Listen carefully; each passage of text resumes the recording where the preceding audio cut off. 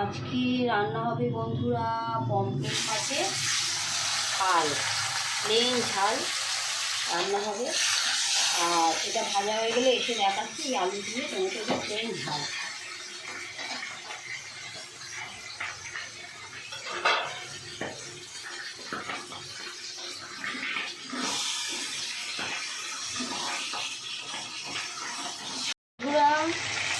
আমার পমফ্রেট মাছগুলো খুব সুন্দর করে ভাজা হয়ে যাচ্ছে। এবার আমি এটা তুলে নেব।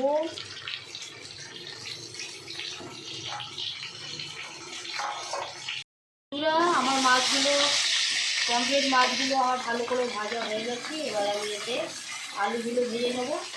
আজকে রান্না হচ্ছে পমফ্রেট মাছের ঝাল।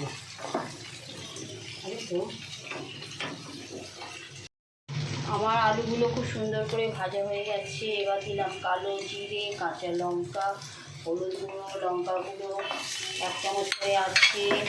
এতে দিয়ে দিলাম টমেটো, দিয়ে এবার নাড়াচাড়া করে বন্ধুরা আমার খুব সুন্দর করে মাছগুলো আলুগুলো সব ভাজা হয়ে গেছে।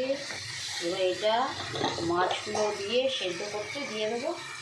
আজকে রান্না হচ্ছে পমফ্রেট মাছের ঝাল। আর একটু জল দিয়ে দিই সেদ্ধ।